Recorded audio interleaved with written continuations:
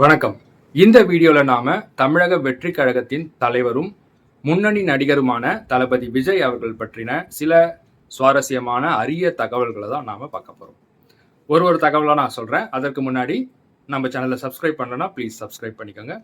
முதல் தகவலா ஜூன் 22ஆம் தேதி விஜய் அவர்கள் உலகத்துல எந்த மூலையில இருந்தாலும் அவங்க அம்மாவை பார்க்கறதுக்காக அவங்க அம்மா வீட்டுக்கு போய் அவங்க அம்மா அப்பாவோட தான் டைம் ஸ்பெண்ட் பண்ணுவாரு.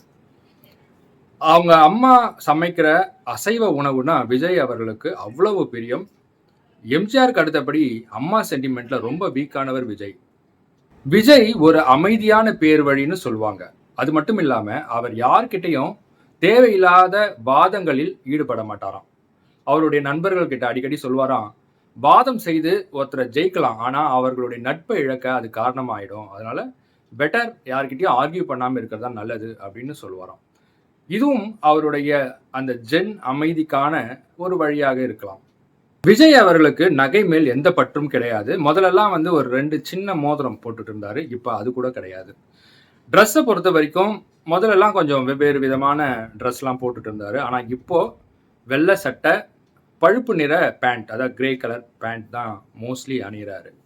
அவர் ஒரே ஒரு ஸ்லிங் பேக் ஒன்று வச்சுக்கிறாரு. அதில் தன்னுடைய மொபைல் வைக்கிறதுக்காகவும் சில பொருட்கள் வைக்கிறதுக்காகவும் அதை யூஸ் பண்ணுறாரு. இதுதான் அவருடைய லேட்டஸ்ட் ட்ரெண்டிங்காக இருக்கு.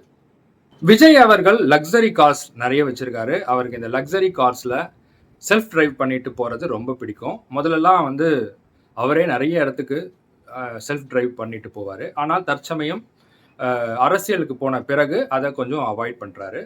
அவருடைய காரில் அவர் கேட்கும் இசை இளையராஜாவுடைய இசைதான் பெரும்பாலும். பாடல்கள் வரிகள்னு பார்த்தீங்கன்னா பட்டுக்கோட்டையாரும் கண்ணதாசனும் அவருக்கு ரொம்ப பிடிக்கும். அவர்களுடைய பாடல்களும் அவருடைய காரில் ஒலிக்கும். அவருடைய க்ளோஸ் ஃப்ரெண்ட்ஸை மச்சி அப்படின்னு தான் கூப்பிடுவாரு. மற்றவங்களெல்லாம் என்னங்கண்ணா அப்படின்னு கூப்பிடுறது நம்ம பார்த்துருக்கோம். அதுதான் அவருடைய வழக்கம். ஆரம்ப கட்ட காலத்தில் அவரோட சினிமாவில் இருந்தவங்க ஒருவேளை கஷ்டப்பட்டா அவங்களுக்கு ஒரு நல்ல தொகையை கொடுத்துருவாரு. அது மட்டும் இல்லாமல் அவங்களுக்கு ஒரு நல்ல வாய்ப்புகள் வர வரைக்கும் இவர் நிறைய பேருக்கு தொடர்ந்து வாய்ப்புகள் கொடுத்துட்டே வந்திருக்கிறார்.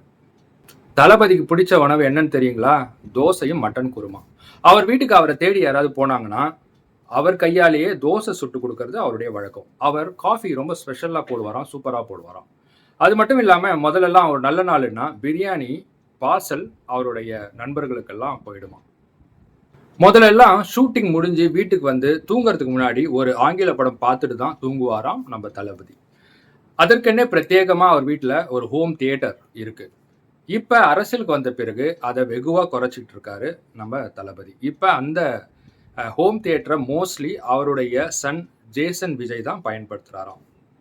விஜய் அவர்கள் அவருடைய அப்பாவை அண்ணாமலை படத்துல வர காலை தட்டிட்டு ரஜினி பேசுவார் இல்லையா, அந்த வசனத்தை பேசி காமிச்சுதான் தன்னுடைய ஆர்வத்தை அவங்க அப்பா கிட்ட சொல்லியிருக்கிறாரு. அதை பார்த்த பிறகுதான் எஸ்ஏசியும் இவரை சினிமாவில் நடிக்க வைக்கலாம் அப்படின்னுட்டு அவரும் ஒரு முடிவுக்கு வந்திருக்கிறார். இன்னைக்கு வரைக்கும் அந்த வசனத்தை ஏற்றம் இறக்கம் காட்டி ரொம்ப தத்ரூபமா உணர்ச்சி பூர்வமா பேசுவாராம் நம்ம விஜய் அவர்கள். தளபதி காலையில எழுந்த உடனே அவர் வீட்டில் இருக்கிற டென்னிஸ் கோர்ட்ல போய் டென்னிஸ் விளையாடுறது தான் அவருடைய வழக்கம். அவருடைய மகள் திவ்யா சாஷா மேல அவருக்கு அளவு கடந்த ஒரு பிரியம் உண்டு. அவங்க வச்சது தான் சட்டம். தன் மகள் என்ன சொன்னாலும் கேட்கக்கூடிய ஒரு அப்பா தான் நம்ம தளபதி. தன் மகளோடு இருக்கும்போது அவரும் ஒரு குழந்தையா மாறிடுவாராம். 25 வருடங்களுக்கும் மேலாக விஜயின் நிழலாக பயணிப்பவர் ராஜேந்திரன் என்பவர். முன்பு விஜயின் டிரைவராக இருந்தவர் இவர். இப்போ பாதுகாவலராகவும் எந்நேரமும் விஜய் அவர்களோடு உடன் இருப்பவராகவும் இருக்கிறார் இந்த ராஜேந்திரன் என்பவர். மேனேஜர் ஜெகதீஷ் பழனிசாமி இன்னமும் நெருக்கமானவர். அதனால் அவருக்கு கட்சியிலையும் பொறுப்பு கொடுத்திருக்கிறார் விஜய். அனுதினமும் விஜயோடு உடன் இருப்பவர்களாக இந்த இருவரையும் சொல்லலாம் என்கிறார்கள். அரசியல்ல புஸ்ஸி ஆனந்த் அவர்கள் விஜயின் நம்பிக்கைக்குரியவராக இருக்கிறார். அவர் இப்பொழுது பொதுச் செயலாளராக இருக்கிறார். விஜய் அவர்களை பட்டி தொட்டியெல்லாம் பிரபலமாக்கியது செந்தூர பாண்டி என்ற படம். அந்த படத்துல விஜயகாந்த் அவர்களோட சேர்ந்து நம்ம விஜய் அவர்கள் நடிச்சிருப்பாரு. அதனால அந்த படத்துக்கு ஒரு நல்ல ரீச் கிடைச்சது. அந்த படம் நல்ல வரவேற்பை பெற்றது. விஜய் அவர்களை பிரபலமாக்கியது. அந்த நன்றி கடனுக்காக இன்று வரை விஜயகாந்த் குடும்பத்தினரோடு நல்ல நெருக்கத்தில் இருக்கிறார் விஜய். அவர்களை எப்பொழுது வேணும்னாலும் என்ன காண்டாக்ட் பண்ணுங்க அப்படின்னு சொல்லி அவங்களுக்கு ஒரு பக்கபலமாக இருப்பதற்கு ரெடியாக இருக்கிறார் நம்ம விஜய் அவர்கள். தேங்க்யூ. இதுவரை நான் சொன்ன விஜய் அவர்கள் பற்றிய தகவல்கள் சுவாரஸ்யமாகவோ அல்லது வியப்பாகவோ கூட உங்களுக்கு இருந்திருக்கலாம். இதுவரை முழுமையாக பார்த்த உங்கள் அனைவருக்கும் நன்றி. இந்த வீடியோ உங்களுக்கு பிடிச்சிருந்ததுன்னா லைக் பண்ணுங்க, மற்றவங்களுக்கும் ஷேர் பண்ணுங்க. நம்ம சேனலை சப்ஸ்கிரைப் பண்ணலன்னா உடனடியாக சப்ஸ்கிரைப் பண்ணிக்கோங்க. விஜய் அவர்களுடைய பல செய்திகளை நான் தொடர்ந்து கொடுத்துட்டே இருக்கிறேன். உங்கள் ஆதரவு எனக்கு வேணும்.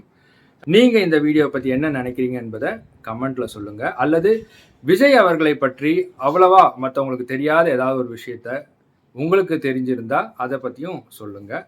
வணக்கம்.